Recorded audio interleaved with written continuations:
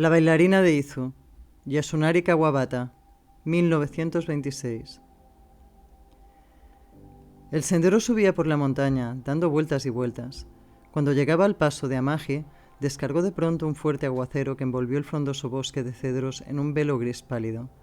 Yo tenía 20 años, llevaba la gorra de una escuela superior y encima del kimono estampado azul oscuro una túnica pantalón hakama.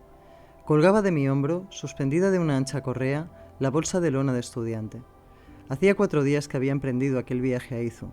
Dormí una noche en baños de Suzenji y las 2 noches siguientes en baños de Yugashima, y ahora, calzando altos zancos de madera, trepaba hacia la Magi.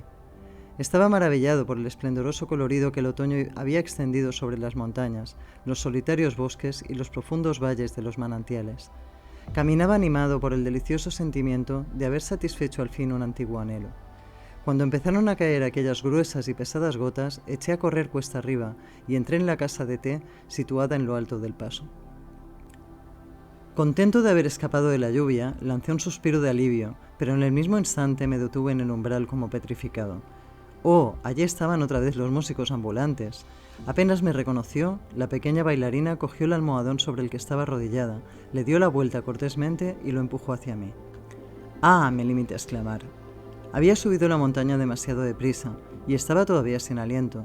Además, aquel súbito encuentro me había conmovido profundamente, por lo que la palabra gracias se me quedó encallada en la garganta. Desconcertado, saqué un paquete de cigarrillos de la manga de mi kimono. Al momento, la pequeña bailarina cogió el cenicero que tenía delante y lo puso cerca de mí. Pero yo seguía callado. Aquella muchacha tendría unos 17 años. Llevaba el pelo recogido en lo alto de la cabeza, peinado en una forma que yo nunca había visto. Su lindo rostro quedaba empequeñecido, pero aquel peinado le sentaba maravillosamente. Con ella había una mujer como de 40 años, otras 2 muchachas y un hombre de unos 25 años, sobre cuya bata azul de trabajo se destacaba, pintado en caracteres blancos, el nombre de una hostería de baños de Nagaoka. Con que había vuelto a encontrar a mi pequeña bailarina. La vi por primera vez cuando iba yo de camino a Yugashima, en las cercanías de Yugabashi, y ella se dirigía a baños de Suzenji. Iban entonces 3 mujeres, y la bailarina llevaba a la espalda un enorme tambor.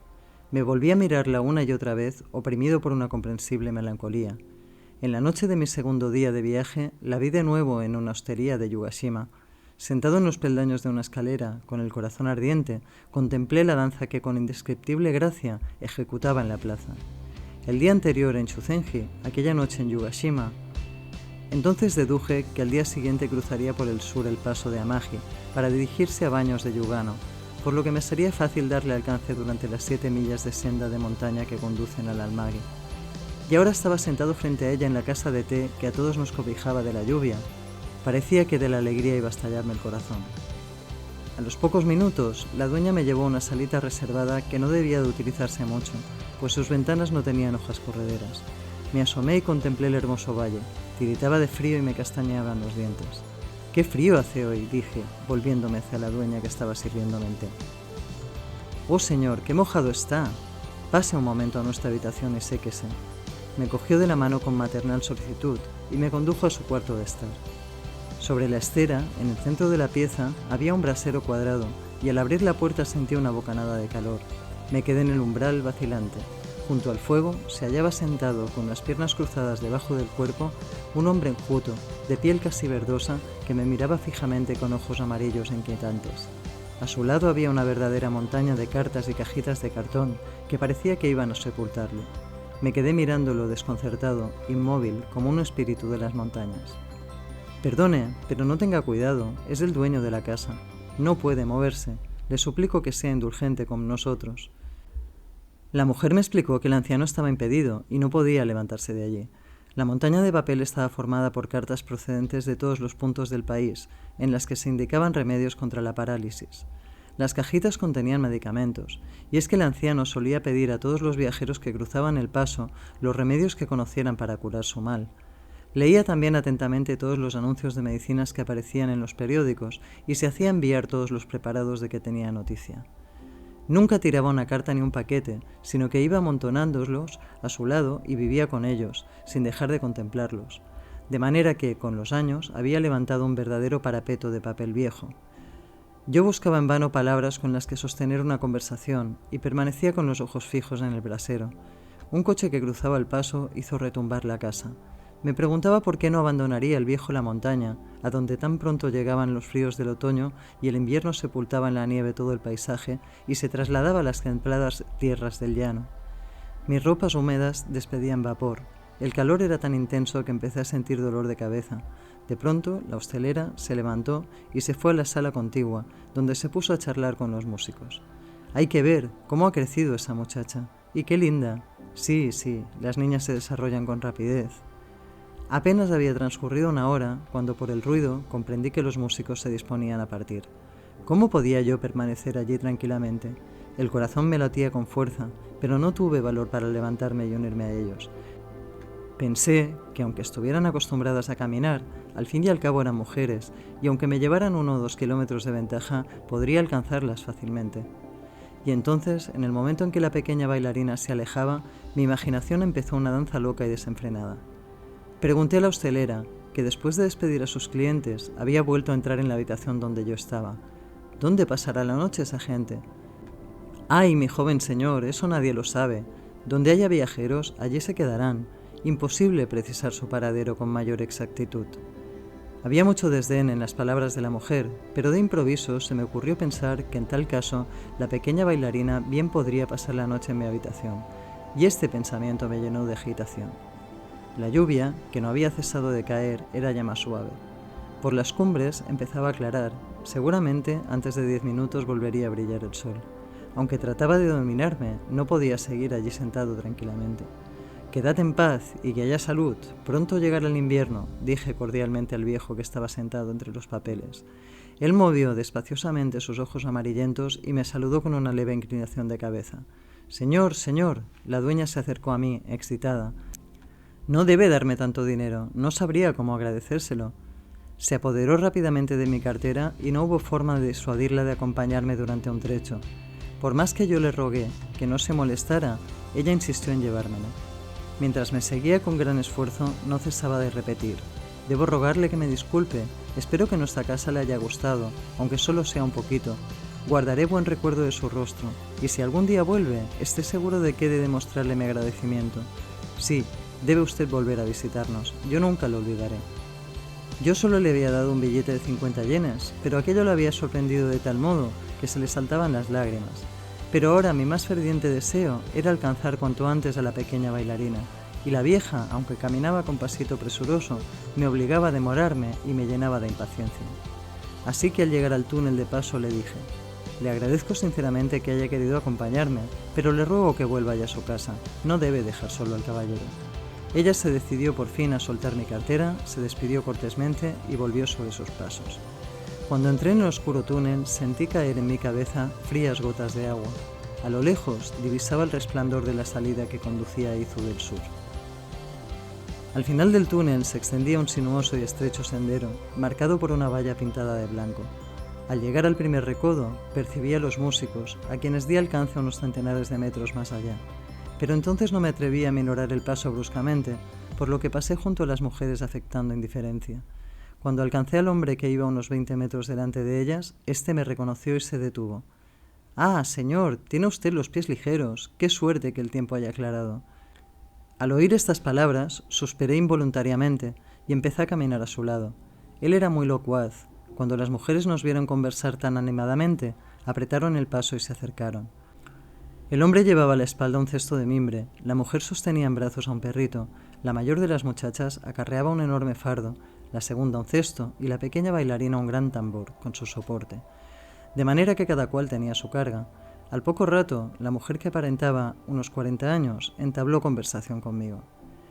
«Es un estudiante de una escuela superior», cuchicheó a mi espalda la mayor de las muchachas, dirigiéndose a la pequeña bailarina. Yo me volví, sonriendo amistosamente. «Sí», dije. «Ya me había dado cuenta», replicó la bailarina a su compañera. «A nuestra isla van muchos estudiantes». Aquellas gentes eran de Abuminato, en la isla de Oshima. Por lo que pude deducir, habían salido de su pueblo en primavera para viajar por todo el país dando representaciones, pero como ya empezaba a hacer frío y no llevaban ropa de invierno, pensaban regresar a su isla después de permanecer 10 días en Shimoda, pasando por baños de Izu. Cuando oí el nombre de Oshima, se conmovió mi corazón como si hubiera escuchado un verso, y contemplé el hermoso y abundante cabello de la pequeña bailarina. Muchos estudiantes van a nadar a nuestra isla durante todo el año, dijo su acompañante. Pero no en invierno, repuso esta. Sí, también en invierno, insistió con suavidad. Y cuando me volví, la pequeña se sonrojó. ¿Ah, sí? ¿En invierno?, pregunté. Pero ella se limitó a mirar a su compañero riendo. ¿Se puede nadar allí también en invierno?, pregunté de nuevo. Entonces su carita volvió a teñirse de un ligero rubor y ella sintió levemente. ¡Qué tontita!, rió la mujer mayor. Juntos recorrimos 3 millas por la ribera del río Kawazu. El paso quedaba ya muy atrás, y aquellas montañas y aquel radiante cielo azul me hacían pensar en las cálidas tierras del sur. Charlando alegremente, cruzamos las aldeas de Ojinore y Nashimoto, y de pronto vimos aparecer a lo lejos los tejados de paja de Yugano. En aquel momento decidí ir hasta Shimoda con los músicos. Cuando se lo comuniqué a mi acompañante, su rostro se iluminó con una sonrisa. Al llegar a la puerta de un albergue de Yugano, la mujer se volvió hacia mí para despedirse. Cuando el joven le dijo que yo les acompañaría hasta Shimoda, ella replicó con presteza y un poco cohibida. «Ah, sí, me alegro mucho. Si desea compartir nuestro humilde alojamiento, tenga la bondad de entrar y póngase cómodo». Las 3 muchachas me miraron con asombro un momento, pero enseguida asumieron una expresión de forzada indiferencia. Subí con ellos al primer piso del albergue, donde dejé mi cartera. Las esteras y las puertas correderas de la habitación que me asignaron eran muy viejas y estaban bastante sucias. La pequeña nos subió té caliente de la cocina. Cuando se arrodilló delante de mí para servirme el té, enrojeció vivamente, la taza resbaló sobre el platillo y el té se derramó. Yo estaba profundamente conmovido ante tan encantadora timidez. «¿Qué? Es increíble. ¿Se ha enamorado de la niña?» «Ja, ja, ja», exclamó la mujer, con gran indignación, y frunciendo el ceño arrojó un trapo. La bailarina lo cogió y muy apenada secó con él la estera. Aquellas palabras me hicieron ver claro, y aquel sueño que acariciara en el paso de la montaña mientras hablaba con la vieja se convirtió bruscamente en cenizas. Inesperadamente, la mujer se volvió de nuevo hacia mí. «Ese kimono azul y blanco es muy bonito», dijo, mirándome fijamente a los ojos. «Tiene el mismo dibujo que el de mi Tamji».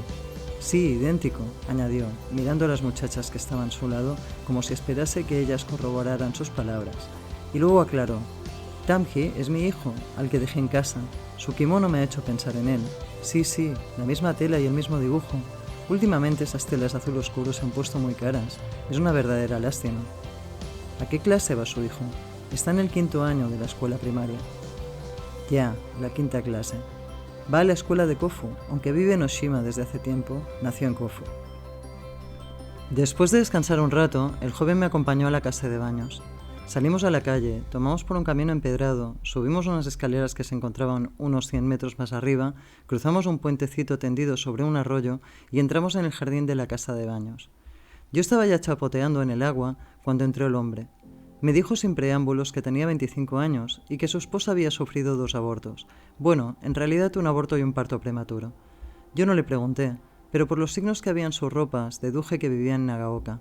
Sus rasgos faciales y su forma de hablar denotaban inteligencia y educación, y pensé que tal vez se dedicara al oficio de porteador, por curiosidad o porque estaba enamorado de alguna de las artistas. Después del baño nos fuimos a comer. Eran ya las 3 cuando terminamos. Habíamos salido de Yugashima a las 8 de la mañana. Yo estaba otra vez sentado junto a mi ventana cuando el joven se acercó por el jardín y me saludó. «Si lo desea, puede comprarse fruta de kaki con esto». «Perdone que solo arrojé desde aquí», le grité, tirándole unas monedas envueltas en un papel para darle una pequeña muestra de afecto. Él lo rechazó con un ademán, pero el papel cayó sobre el césped, a su espalda, y él se volvió y lo recogió. «No, por favor, no haga eso», dijo, devolviéndome el paquetito, que quedó prendido en el tejado de paja. Yo lo cogí rápidamente y volví a echárselo, riendo. Esta vez lo tomó y se fue.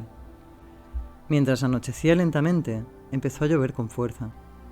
Las montañas parecían alejarse, del suelo se elevaban blancas nubes de niebla y el arroyo que corría junto a la casa se tiñó de amarillo y sus aguas bajaban con más ímpetu y ruido. Comprendí que con aquel tiempo la pequeña bailarina tardaría en regresar de las hosterías. De pronto me resultó terriblemente difícil quedarme allí sentado tranquilamente, así que de vez en cuando me levantaba y me iba al baño caliente. Mi habitación estaba oscura. En el papel de la puerta corredera que comunicaba con la habitación contigua había un agujero cuadrado en la parte de arriba y desde el quicio de la puerta penetraba la luz de una mortecina lámpara eléctrica que de este modo iluminaba 2 habitaciones. Ron, ton, ton. Con el rumor de la lluvia que caía furiosamente se mezclaba el sordo retumbar de un tambor. Corrí precipitadamente la hoja de madera de la ventana y me asomé. El repiqueteo del tambor parecía acercarse por momentos. Una ráfaga de viento proyectó la lluvia sobre mi cabeza. Cerré los ojos y escuché atentamente, tratando de adivinar en qué dirección se movía el tambor y si se aproximaba a mi hostería. Pero pronto percibí claramente el sonido del samisen y el canto de una voz de mujer. Hasta mis oídos llegaban ruidos y risas. Descubrí entonces que mis amigos habían sido llamados a la hostería de enfrente. Distinguí las voces de 3 o 4 mujeres y de 2 o 3 hombres. Puesto que estaban ya tan cerca, supuse que no tardarían en volver y decidí esperar. Pero allá enfrente el alboroto iba en aumento y sobrepasaba ya la medida de lo corriente para convertirse en un estúpido griterío. Las chillonas voces de las mujeres hendían la noche como rayos. Sentí que mis nervios se contraían dolorosamente. De todos modos, por nada del mundo me hubiera apartado de aquella ventana. Cada vez que se oía el sordo y monótono repicar del tambor, se despertaba en mi corazón un eco alegre y luminoso. «Oh, mi pequeña bailarina, sigue tocando». Pero cuando súbitamente cesó la música, sentí una congoja insoportable. Me quedé escuchando el melancólico murmullo de la lluvia nocturna. ¿Estaban jugando a la captura o bailaban? Se oía un estrépito de pisadas. Luego, bruscamente, se hizo el silencio. Creo que debían de brillarme los ojos de excitación. Miraba fijamente la noche, como si a toda costa quisiera taladrar la hostil oscuridad y descubrir qué significaba aquel alarmante silencio repentino. Me desesperaba pensar que unas sucias manos pudieran ofender a mi pequeña bailarina. Por fin cerré la ventana y me acosté, pero temblaba en mi corazón una angustia insoportable. Me levanté, me fui otra vez al baño y me zambullí como un loco en el agua todavía tibia. Entretanto, la lluvia había cesado y asomaba ya la luz plateada de la luna. El cielo de la noche de otoño, lavado por la lluvia, iba adquiriendo nitidez y transparencia. Descalzo salí de la casa de baños. Eran las 2 de la madrugada cuando me tendí bajo la manta. A la mañana siguiente, hacia las 9, entró en mi habitación el hombre. Yo acababa de levantarme, pero lo invité a acompañarme otra vez a la casa de baños. Era un día claro y soleado de otoño. El sol brillaba cálido y resplandeciente sobre el crecido arroyo que discurría ante la casa de baños. De pronto, las angustias de la noche anterior se me parecieron como una lejana pesadilla, y dije con ligereza a mi acompañante: «Qué larga y ruidosa fue la fiesta de anoche». «¿Cómo? ¿La oyó usted?» «Por supuesto que la oí». «En fin, así es la gente de por aquí. Cuando se alegran meten un ruido de 1000 demonios. No es muy divertido para mí presenciar esas cosas». Hablaba como si para él la ocasión no hubiera tenido absolutamente nada de particular, de manera que yo tampoco hice más comentarios. De pronto exclamó: «Mire, allí están. Parecen habernos reconocido. Están haciéndonos señas y se ríen». Miré hacia donde él me señalaba con el dedo, y al otro lado del río, difuminadas por el vapor, vi las siluetas de 7 u 8 personas desnudas. Cuando contemplé la escena más atentamente, vi surgir de la sombra de la casa de baños la figura de una muchacha desnuda. Ella levantó los brazos y me llamó. Oh, era la pequeña bailarina. Vi su hermoso cuerpo, esbelto como un joven arbolito, y me pareció que en mi corazón empezaba a cantar una fuente de plata. Respiré profundamente y luego me eché a reír con alegría. Oh, qué niña era. La alegría de habernos descubierto le hizo olvidar que no estaba vestida y salió corriendo a la luz del sol, una niña inocente. Yo reía feliz, reía y reía. Mi cabeza estaba ligera y despejada y no podía reprimir mi júbilo. Después del baño, volví a mi habitación con el joven y me senté junto a la ventana. Al poco rato, la mayor de las muchachas salió al jardín del albergue y empezó a pasear lentamente entre los crisantemos. Luego salió también la pequeña bailarina, quien desde el centro del puente levantó la mirada hacia mi ventana. Pero cuando apareció la mujer de 40 años para vigilar a las 2 muchachas, la pequeña encogió los hombros, asustada, y se rió, como queriendo decir: «Hay que marcharse antes de que pueda reñirme», y se alejó rápidamente. La mujer llegó hasta el centro del puente y me gritó: «Entre después a vernos si tiene tiempo». Y también la mayor de las muchachas exclamó: «Sí, venga, por favor», y ambas se retiraron. El joven se quedó conmigo hasta la tarde. Por la noche, cuando estaba jugando con un comerciante en papeles, oí de pronto sonar el tambor en el jardín del albergue. Fui a levantarme inmediatamente. «Ah, ahí están». «Bah, qué tontería. Ahora juega usted. Yo acabo de tirar».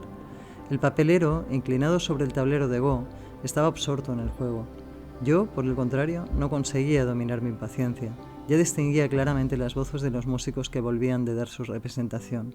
El joven gritó: «¡Buenas noches!». Yo me precipité al porche y les hice vivos ademanes con la mano. El grupo se quedó abajo unos momentos, cuchicheando. Luego subieron. «¡Buenas noches!». Las muchachas saludaron una tras otra, tendiendo las manos hacia abajo y haciendo una profunda reverencia, como las geishas. Cuando observé que a la primera ojeada habían descubierto que yo estaba perdiendo, dije a mi contrincante: «Está bien, no puedo hacer ya nada más, me rindo». «¿Cómo? No, qué ocurrencia. Me parece que mi situación es peor que la suya. De todos modos, el juego no está decidido, ni mucho menos». El papelero ni siquiera se dignó a mirar a los músicos. Movía sus fichas con asombrosa habilidad y siguió jugando cuidadosamente. Las muchachas dejaron sus instrumentos en un rincón, sacaron un tablero de ajedrez e iniciaron por su cuenta una partida de 5 fichas. Entretanto, yo había perdido todas mis fichas, incluso las que ganara al comienzo del juego. La partida había terminado, pero el papelero insistía, impertérrito: «¿Jugamos otra? Yo lo celebraría». Él porfiaba con ahínco, pero yo me eché a reír de tan buena gana que el hombre resignado se levantó y se fue. Las 3 muchachas se acercaron entonces al tablero de Go, y una de ellas dijo al joven: «¿Vamos a salir otra vez esta noche?». Él se quedó pensativo un momento y luego respondió: ¿qué hacemos? Creo que será mejor que por hoy lo dejemos ya y descansemos un poco». «Oh, qué bien, maravilloso». «¿Pero no nos reñirá nuestra madre?». «Bah, de todos modos no hay clientes». De manera que nos pusimos a jugar todos el juego de las 5 fichas y estuvimos divirtiéndonos hasta mucho después de medianoche. Cuando por fin las muchachas se despidieron y me acosté, el sueño no quería acudir. Mi cabeza estaba despierta, muy despierta. Salí al corredor y grité: «¡Señor papelero! ¡Señor papelero!». El hombre, que tendría casi 60 años, salió de un brinco de su habitación, se detuvo ante mí, con los pies separados, ansioso de diversión, y me dijo: «¿Sí? ¿Sí?». Y yo grité: «Vamos a pasar la noche en vela, jugando». Yo tenía ganas de pelea. Habíamos convenido que la mañana siguiente saldríamos de Yugano a las 8. Poco antes me calé una gorra de deporte que había comprado en un tenderete situado a la puerta de los baños familiares. Guardé en la cartera mi gorra de estudiante y me dirigí a la posada en la que se alojaban los músicos. Cuando subí las escaleras, las puertas del primer piso estaban ya descorridas, pero todos seguían aún acostados. Me detuve en el umbral, desconcertado. En la estera que había a mis pies, la pequeña bailarina, muy sofocada, se cubría la cara con las manos. Dormía con la mediana de las muchachas. Aún llevaba en las mejillas el carmín de la noche anterior. Solo la pintura de los labios había palidecido. Al verla allí, tendida, recién salida del sueño, sentí que el corazón empezaba a latirme con fuerza. Pero de pronto la muchacha dio media vuelta, como si algo la hubiera deslumbrado. Salió ágilmente de debajo de la manta y, sin apartar las manos de su rostro, se arrodilló en el umbral para saludarme. «Mil gracias por su amabilidad de anoche», dijo, inclinándose profundamente con indescriptible gracia. Me resultaba incómodo permanecer de pie delante de ella con toda mi estatura. El joven yacía bajo la misma manta que la mayor de las muchachas. Jamás hubiera soñado que estuvieran casados. De pronto, la mujer se levantó de su lecho y me dijo: «Mil perdones, habíamos convenido en partir hoy, pero como esta noche va a haber una reunión en la que tenemos que actuar, nos vemos obligados a aplazar la marcha un día. De todos modos, si usted prefiere partir hoy, nos encontraremos en Shimoda. Allí nos alejaremos en la hostería de Koshuya, de modo que les será fácil dar con nosotros». Me pareció que con ello me despedían sin rodeos, pero el joven añadió cordialmente: «¿O prefiere esperar con nosotros hasta mañana? Nadie tendría inconveniente. Todos somos buena gente. Sería muy hermoso poder volver a viajar juntos». La mujer apoyó entonces sus palabras y dijo con entusiasmo: «Sí, eso es, ya somos buenos amigos, y por lo tanto debe ser indulgente con nosotros. Saldremos mañana sin falta, aunque lluevan dardos. Además, pasado mañana se cumplirán 49 días de la muerte de mi hijito, que se nos murió durante el viaje. Desearía pasar ese día de luto dedicado a la meditación en Shimoda, y en realidad, si nos hemos apresurado tanto durante el viaje, es para estar en Shimoda ese día. Perdone que le hable de esto, pero ya que nuestro encuentro me parece cosa del destino, ¿no querría ir a orar con nosotros mañana? Se lo ruego». Yo me mostré conforme en demorar mi partida, y bajé al vestíbulo a esperarles. Cuando estaba charlando con un criado del albergue, junto al sucio mostrador, bajó el joven y me invitó a dar un paseo. Nos encaminamos hacia el sur hasta llegar a un hermoso puente, en cuya barandilla nos apoyamos. Durante unos momentos contemplamos en silencio el paisaje que nos rodeaba. Luego, el hombre empezó a hablarme de sí mismo. Con anterioridad, había pertenecido a la compañía de teatro Shinpa de Tokio y en la actualidad aún trabajaba alguna que otra vez en el teatro del puerto de Oshima.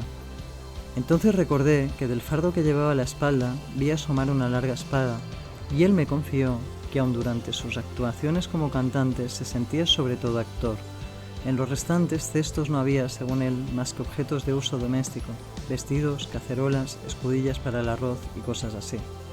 He echado a perder mi vida. Mi hermano mayor, que vive en Koshu, es el que continúa la rama principal de la familia, en tanto que yo, ya no hago falta, dijo con amargura. ¿Ah, sí? Creí que era usted de Baños de Nagaoka. Oh, no, la mayor de las muchachas es mi esposa. Es un año más joven que usted. Desgraciadamente, durante este viaje tuvo un parto prematuro y al cabo de una semana el niño expiró. Ella no está aún del todo restablecida. La mujer es su madre y la pequeña bailarina es mi hermana menor. ¿Y quién es la hermana de 14 años de quien antes me habló? Es ella, la bailarina. En un principio quería que por lo menos mi hermana no se viera obligada a ganarse el sustento, pero por desgracia existen otras razones. Me dijo también que se llamaba Eikichi, su mujer Chiyoko y su hermana Kaoru. La otra muchacha se llamaba Yuriko, tenía 17 años, era de Oshima y viajaba con ellos en calidad de sirvienta. Él se mostraba muy conmovido al contarme estas cosas y mientras contemplaba el río brillaban las lágrimas en sus ojos. Luego emprendimos el regreso. En el borde del camino encontramos a la pequeña bailarina, que ya se había quitado del rostro todo el maquillaje de la víspera y estaba arrodillada acariciando cariñosamente a un perro. Yo le hablé. «Ahora vamos a casa. ¿No querría hacerme una visita?» «¿Pero sola?» «Sola no, con su hermano mayor». «Sí, enseguida iremos», respondió el joven por ella. Pero al cabo de un rato, Eikichi se presentó en mi habitación solo. «¿Y las muchachas?» «La madre es muy severa con ellas», respondió él compungido. Estuvimos jugando el juego de las 5 fichas durante un rato. De pronto vi que las 3 mujeres cruzaban el puente. Poco después subían a mi habitación. Me saludaron con una profunda y ceremoniosa reverencia y se arrodillaron en el pasillo sin decidirse a entrar. Fue Chiyoko la primera en levantarse, cuando yo les dije: «Sí, esta es mi habitación, por favor entren, sin cumplidos». Charlamos durante más de una hora. Después las mujeres se dirigieron al baño de mi hostería. Me invitaron a acompañarlas, pero yo rehusé. Me bañaría después, cuando ellas hubieran salido. La primera en volver a subir a mi habitación fue la pequeña bailarina, quien me traía un recado de Chiyoko. «Dice mi hermana que puede usted ir al baño». Pero yo no bajé al baño, preferí quedarme con ella, jugando al juego de las 5 fichas.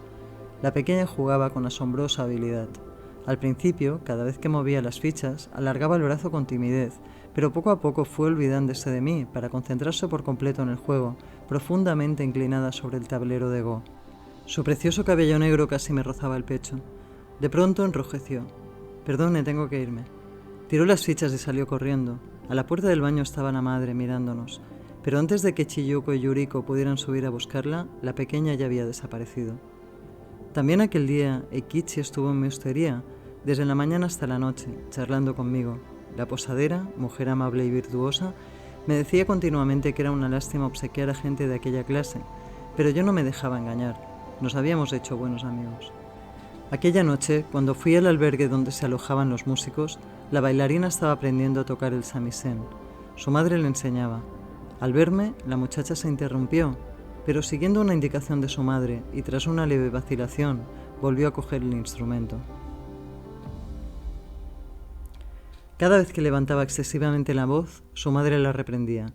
«No tan alto, ¿cuántas veces de decírtelo?» Entretanto, unos clientes del primer piso de la hostería de enfrente habían llamado a Eikichi. Ahora se la oía cantar con voz grave y ronca. Desde donde estábamos se distinguía claramente su silueta. «¿Qué está cantando? ¿Una balada? Suena un tanto cómica esa balada», dije a la mujer sonriendo.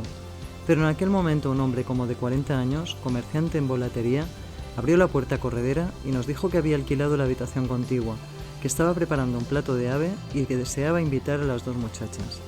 La bailarina y Yuriko cogieron sus palillos y entraron en la habitación del vecino.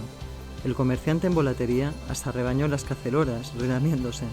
Cuando las muchachas regresaron, el anfitrión dio una palmadita en un hombro a la pequeña bailarina, en señal de despedida. Pero la madre volvió inmediatamente hacia él, un rostro encendido por la ira, y le gritó: ¿Qué se ha creído? No se atreva a volver a tocar a la muchacha. Es una niña pura e inocente. La pequeña bailarina confirmó estas palabras, murmurando con una leve sonrisa. Sí, sí. Y le pidió que le leyera el diario de los viajes de Mito Common. El hombre se cansó pronto, se levantó y se fue.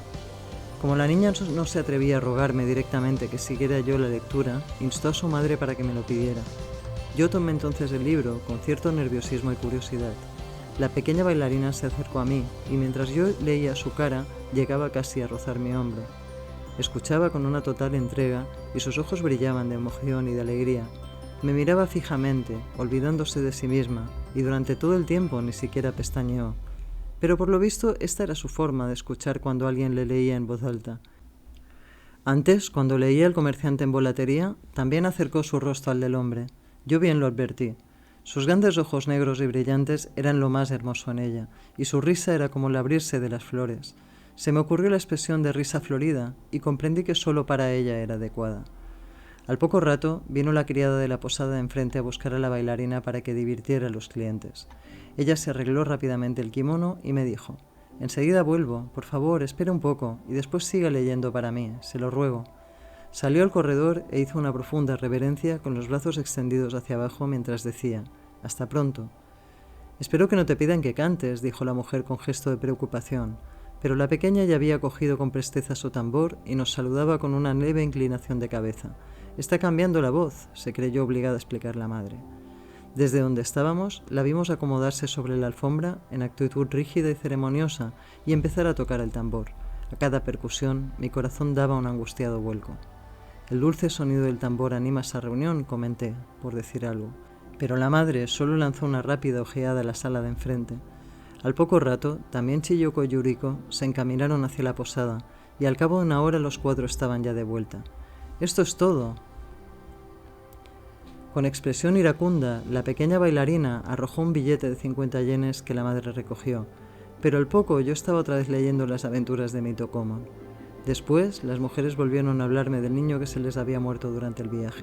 Según me dijeron, la criatura era transparente como el agua y ni para llorar tenía fuerzas.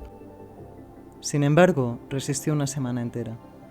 Mi natural cordialidad, que no estaba alimentada por la curiosidad ni encerraba la menor condescendencia y que les hacía olvidar que no eran más que unos pobres músicos ambulantes, había causado en ellos honda impresión. De improviso quedó decidido que debía instalarme en su casa de la isla de Oshima. «La casita del abuelo es muy indicada, es también muy grande, llevaremos al abuelo a algún otro sitio, de modo que pueda usted estar completamente tranquilo. Quédese todo el tiempo que desee, allí podrá trabajar a gusto». Al parecer habían hablado ya del asunto entre ellos y ahora me lo comunicaban con caras radiantes. En Oshima tenemos 2 casas, la de la montaña es preciosa, clara y ventilada. En enero, con mi ayuda, pondrían en escena una obra de teatro en Abominato. El continuo viajar no había endurecido sus corazones, como yo esperaba en un principio. Ahora podía darme cuenta de que habían conservado su natural lozanía y había en ellos una alegre despreocupación. Advertí también que todos, madre y hermanos, unidos como estaban por los lazos familiares, se encontraban también unidos en su afecto hacia mí. Solo Yuriko, la criada, me trataba invariablemente con rigurosa reserva, pero tal vez fuera por timidez. Era más de medianoche cuando salí del albergue. Las muchachas me acompañaron hasta la puerta, donde la bailarina me ayudó a calzarme las sandalias. Luego asomó la cabeza y contempló el claro cielo del sur. «Oh, la luna, y mañana estaremos en Shimoda. ¡Qué contenta estoy! Es el 49º día de la muerte de nuestro pequeño. Le pediré a mi madre que me compre un peine. Oh, y las muchas cosas nuevas que me esperan aún». El puerto de Shimoda era para aquellos músicos transhumantes que recorrían los baños de las regiones de Izu y Sagami, la querida y añorada estrella que en el cielo de su infatigable peregrinar señalaba el camino del hogar. Cada cual llevaba el mismo equipaje que cuando cruzaron el paso de Amagi.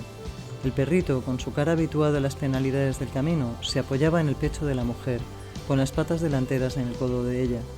Muy pronto dejamos atrás a Yugano y nos adentramos en las montañas. Sobre el mar brillaba el sol de la mañana, caldeando hasta lo más profundo de los valles. Todos lo contemplamos con silenciosa admiración. En dirección al río Kawazu, hacia el que nos encaminábamos, se extendían las blancas playas de Kawazu. «Y allí está Oshima», dijo la bailarina, volviéndose hacia mí. «Fíjese qué grande es nuestra isla. Tiene que ir a vernos», añadió luego. El cielo de otoño tenía ya una diáfana claridad. y el mar brillaba uniformemente, como cubierto de una plateada niebla primaveral. Nos quedaban apenas 15 millas hasta Shimoda. Durante un trecho perdimos de vista el mar. Chiyoko, llena de una alegría incontenible, empezó a cantar una canción.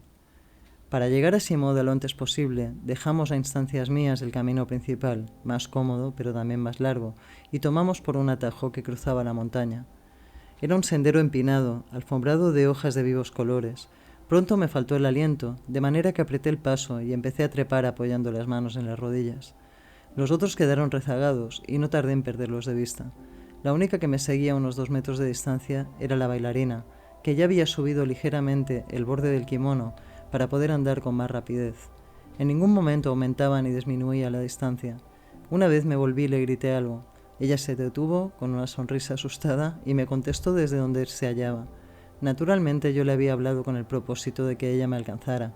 El camino, cada vez más escarpado, serpenteaba intermitentemente por la montaña. Yo aceleraba el paso cada vez más, y la bailarina trepaba infatigablemente detrás de mí, pero siempre a 2 metros de distancia. Reinaba en la montaña una paz prodigiosa. Los músicos habían quedado muy atrás, ya ni oíamos sus voces. ¿Dónde vive en Tokio?, me preguntó. En el albergue de mi escuela. Yo también conozco Tokio. Fui una vez para ver los cerezos en flor, pero era todavía muy pequeña y no lo recuerdo bien. Y luego volví a empezar.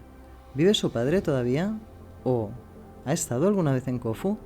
Me hacía las más diversas preguntas y poco a poco íbamos acercándonos el uno al otro. Me dijo también que cuando llegase a Shimoda quería ver una película y luego volvió a hablarme largamente de la muerte del niño. Por fin llegamos a la cima de la montaña. La bailarina dejó el tambor en el suelo para sentarse y se secó el sudor de la frente con un pañuelito. Luego se limpió el polvo de los pies, pero de pronto se arrodilló delante de mí y realmente me sacudió el polvo de los bajos de mi túnica a cama. Instintivamente di un paso atrás, pero ella se arrastró sobre las rodillas y golpeó el borde de mi cama. Luego lo soltó, suspiró y me dijo: «Ahora siéntese, por favor». Pasó cerca de nosotros una bandada de pajarillos. Las resecas rocas de la rama en la que se posaron crujieron levemente. Luego volvió a hacerse el silencio en torno a nosotros. «¿Por qué andaba tan aprisa?», me preguntó. Parecía muy acalorada. Confuso, golpeé suavemente el tambor con los dedos, con lo que asusté a los pájaros que alzaron el vuelo. «Sería magnífico si tuviéramos algo que beber», dije. «Veré si encuentro una fuente». Pero a los pocos minutos volvió después de una infructuosa búsqueda. «¿A qué se dedica Enoshima?», le pregunté. Entonces me enumeró varios nombres de muchachas y empezó a contarme algo cuyo significado no llegué a comprender del todo, pero parecía referirse más a Kofu que a Oshima. Era la historia de amigas del colegio al que había ido hasta la 3ª clase. La contaba desordenadamente, según se le iba ocurriendo. Esperamos unos 10 minutos, entonces aparecieron las otras 2 muchachas y con ellas el hombre. Al cabo de otros 10 minutos llegó la madre. En el descenso, Eikichi y yo nos retrasamos deliberadamente para poder charlar a gusto. No habíamos andado mucho cuando la bailarina volvió apresuradamente sobre sus pasos. «Abajo hay una fuente, vengan deprisa, les espero para beber». Apenas oí la palabra fuente, eché a correr cuesta abajo. Efectivamente, a la sombra de unos árboles, entre unas peñas, brotaba un hilo de agua fresca y transparente. Alrededor estaban las 3 muchachas y la mujer. «Beba usted primero, cuando hayamos hundido nuestras manos en el agua quedará sucia. Después de beber nosotras, las mujeres, el agua ya no estará lo bastante limpia para usted», me dijo la madre. Yo tomé ávidamente con mis manos calientes aquella agua fría y bebí. Después saciaron su sed las mujeres. Seguimos bajando la montaña y salimos al camino de Shimoda. No lejos de la carretera, en muchos lugares, se elevaban columnas de humo. Eran sin duda hornos de carbón vegetal. Nos sentamos en grandes troncos de madera que yacían junto al camino. La bailarina se arrodilló delante de nosotros y con su peine color melocotón empezó a peinar el hirsuto pelo del perro que descansaba en los brazos de la mujer. «Vas a romper las púas», le reconvino su madre, pero ella respondió alegremente: «Mañana me comprarás uno en Shimoda». Desde Yugano tenía yo el propósito de pedirle, cuando nos despidiéramos, aquel peine que tan magníficamente lucía en su espléndida cabellera, por lo que resultaba amargo para mí verla peinar con él al perro. Luego reanudamos la marcha. En una ocasión, ella volvió sobre sus pasos para darme una hermosa vara de bambú, para hacerme más cómodo el camino, y poco después, cuando Eikichi y yo nos adelantábamos, la oí hablar con Michiyoko. Luego reanudamos la marcha. En una ocasión, ella volvió sobre sus pasos para darme una hermosa vara de bambú, para hacerme más cómodo el camino, y poco después, cuando Eikichi y yo nos adelantábamos, la oí hablar de mí con Chiyoko. Es una buena persona, sí, ciertamente, buena en verdad. Estas sencillas palabras de confianza me conmovieron profundamente. En su voz de niña vibraba la sinceridad de sus sentimientos, de manera que a partir de entonces yo podía considerarme como una buena persona. Abrí bien los ojos y miré las soleadas montañas. Sentía un ligero escozor bajo mis párpados. A pesar de mis 20 años, hacía ya mucho tiempo que vivía atormentado por mi carácter retraído y solitario, hasta que cuando ya no pude seguir soportando la opresión de mi melancolía, me decidí a emprender aquel viaje a Izu. De manera que me pareció que la divina providencia me otorgaba un inefable consuelo al permitirme escuchar cómo alguien me llamaba buena persona en el sentido corriente y humano de la palabra. La creciente claridad que envolvía las montañas se debía a que estábamos acercándonos a la costa de Shimoda. Agité violentamente la vara de bambú que me había dado la pequeña bailarina y azoté la hierba que crecía al borde del camino. En varios de los pueblos que encontramos a nuestro paso había un letrero en el que se leía: prohibida la entrada en el pueblo a mendigos ambulantes. El albergue Koshuya estaba muy cerca de la entrada norte de Shimoda. Subí con los músicos al primer piso, que más parecía una guardilla. Carecía de cielo raso, y cuando fui a asomarme a la ventana, me golpeé la cabeza con las inclinadas vigas. ¿No te duele el hombro?, preguntó a la bailarina la madre solícita. ¿Ni tampoco la mano? La bailarina esbozó un movimiento elegante, como si tocara el tambor. No, no duele, puedo tocar, está muy bien. Yo traté de levantar el tambor. ¿Cómo pesa? Sí, sí pesa, más de lo que usted creía, y más que su cartera, y se echó a reír. Luego, los músicos saludaron con profundas reverencias a los restantes huéspedes del albergue. No eran sino músicos como ellos, transhumantes, pequeños comerciantes del tenderete y gentes de esta especie. El puerto de Shimoda parecía ser un nido de semejantes aves de paso. La bailarina repartió unas monedas entre los hijos del dueño del albergue, que entraron en tropel en la habitación. Cuando me dispuse a salir de la casa, en busca de alojamiento para mí, ella se apresuró a seguirme y amistosamente me ayudó a calzarme las sandalias. ¿Me llevará al cine?, preguntó en voz baja, como si hablara consigo misma. Un hombre de aspecto desastrado y no muy tranquilizador nos indicó el camino, y en compañía de Eikichi llegué a la posada, cuyo propietario había sido alcalde de la ciudad. Entré en el baño y luego, para cenar, consumimos un par de pescados frescos. Cuando me despedí de Eikichi, le entregué un poco de dinero envuelto en un papel. Por favor, compre unas flores para el funeral de mañana. Al día siguiente debía regresar a Tokio sin falta, pues había agotado el dinero que llevaba para el viaje. Dije a mis acompañantes que tenía que volver a casa, porque las vacaciones habían terminado, de manera que no pudieron detenerme. 3 horas después de la comida había cenado ya, y en solitario crucé el puente en dirección a la parte norte de Shimoda. Subí a la montaña Shimoda Fuji y contemplé a mis pies la ciudad y el puerto. A mi regreso entré de nuevo en el albergue de Koshuya, donde encontré a los músicos cenando. Tenían ante sí una única cacerola. Tome algo con nosotros, tal vez no esté muy limpio, pues las mujeres hemos metido ya los palillos, pero con un poco de buena voluntad podrá pasarlo por alto. La madre sacó de la cesta una escudilla y unos palillitos, y los dio a Yuriko para que los lavara y me los pasara. Como al día siguiente era el 7 veces 7 de la muerte del niño, todos trataron de convencerme para que retrasara el viaje, pero yo, lamentándolo muy de veras, tuve que rehusar, invocando las exigencias de mi escuela. Entonces la madre me dijo cordialmente: «Está bien, pero cuando lleguen las vacaciones de invierno, esperamos recibirlo en el puerto de Oshima. Escríbanos para decirnos la fecha exacta de su llegada». «Está bien, pero cuando lleguen las vacaciones de invierno, esperamos recibirlo en el puerto de Oshima. Escríbanos para decirnos la fecha exacta de su llegada. Le esperaremos. Y en modo alguno consentiremos que se aloje en un albergue. Vivirá con nosotros. Sí, puede estar seguro de que iremos todos a buscarle». Invité a Chiyoko y Yuriko a que nos acompañaran al cine, a Kaoru y a mí, pero Chiyoko rehusó. Muy pálida y con aspecto fatigado me dijo: «No me encuentro bien, estoy agotada de tanto andar». Y Yuriko tenía la mirada fija en el suelo. Busqué a mi pequeña bailarina y la vi jugando con los chiquillos del albergue al pie de la escalera. Al verme, se colgó del brazo de su madre y con ojos suplicantes le pidió que la dejara ir al cine conmigo. Pero al poco rato me seguía muy pálida y en silencio me preparaba los zuecos en la puerta. «¿Cómo? ¿Y qué hay de malo en que vayan los dos solos?», terció el hombre. Pero la madre se mostró inflexible. Yo no alcanzaba a comprender por qué la niña no podía ir al cine conmigo. Cuando salí de la casa, la bailarina acariciaba la cabeza del perro. Pasé junto a ella erguido y reservado. Tenía la impresión de haber sido objeto de una severa censura. Ella mantuvo la cabecita inclinada sobre el perro, como si no tuviera fuerzas para mirarme. De modo que me fui al cine solo. Una mujer leía las explicaciones a la luz de un pequeño quinqué. Me aburría y me marché pronto. Al volver al hotel, me acodé en el alféizar de la ventana y me quedé contemplando las luces de la ciudad. Me parecía oír a lo lejos el suave sonido de un tambor y casi sin darme cuenta dejé caer unas lágrimas. A la mañana siguiente, a eso de las 7, mientras me desayunaba, Eikichi me llamó desde la calle. Llevaba una negra túnica de fiesta con el emblema de la familia.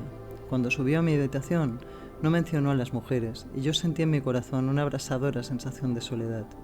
Él dijo: queríamos haberle acompañado todos al barco, pero desgraciadamente nos hemos dormido. Discúlpenos, por favor, pero en nombre de todos debo decirle que le esperamos el próximo invierno. Soplaba en la ciudad una fresca brisa de otoño, como regalo de despedida. Eikichi me compró 4 paquetes de cigarrillos Ikishima, fruta de kaki y unos caramelos refrescantes llamados Kaoru. Porque Kaoru es también el nombre de mi hermana, dijo con una leve sonrisa. Las mandarinas que venden en el barco no son muy buenas, además el kaki es bueno para prevenir el mareo.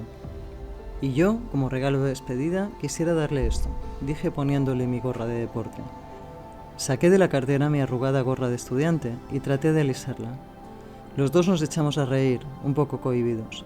Cuando nos acercábamos al muelle, mi corazón se alegró súbitamente. Junto al agua, en cuclillas, descubrí la silueta de la bailarina. Estaba inmóvil, y cuando llegué a su lado y le hablé, ella siguió callada y bajó suavemente la cabeza.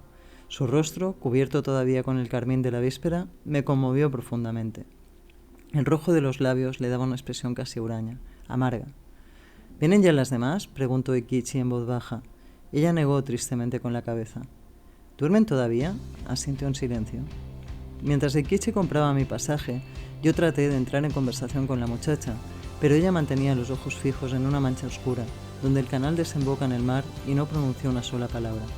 Solo movía la cabeza afirmativamente una y otra vez antes de que yo pudiera terminar lo que estaba diciendo. De pronto, alguien gritó a mi lado: «Madre, hablaremos con ese joven».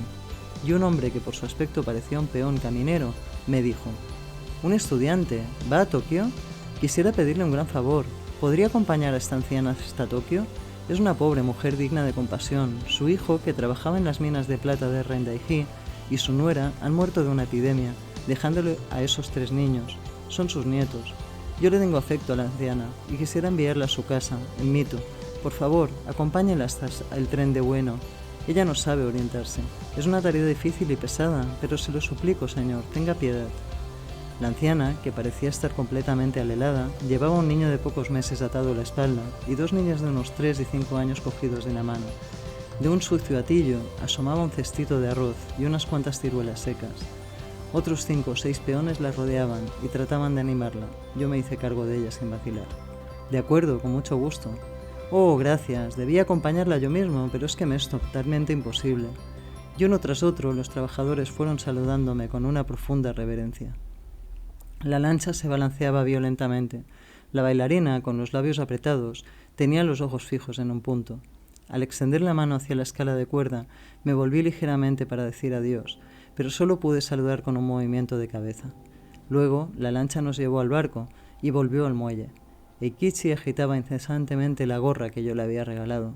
Entonces, a lo lejos, la pequeña bailarina empezó también a agitar algo blanco.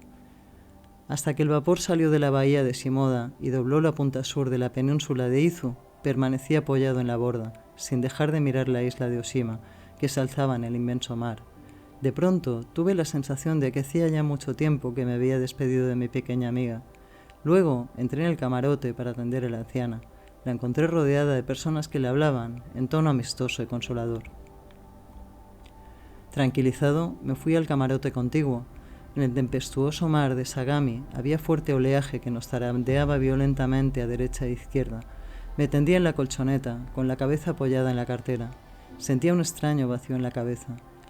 Lentamente resbalaron por mis mejillas unas lágrimas que cayeron en la cartera.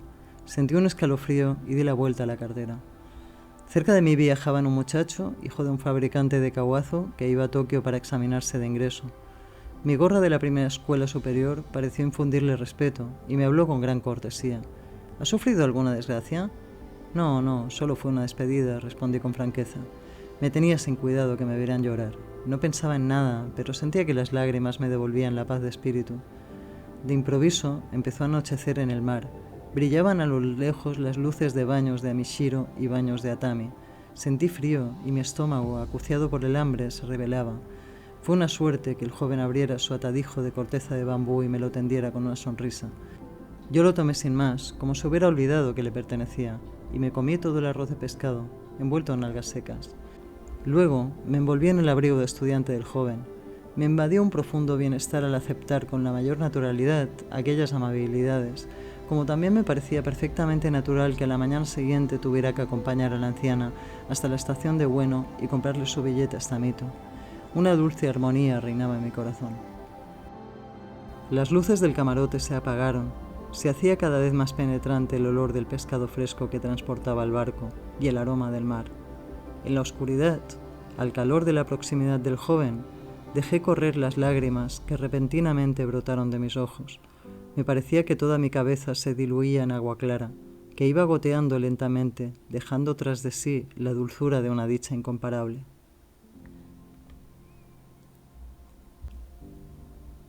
Yasunari Kawabata, Osaka, 1899-1972. Novelista japonés, graduado por la Universidad Imperial de Tokio.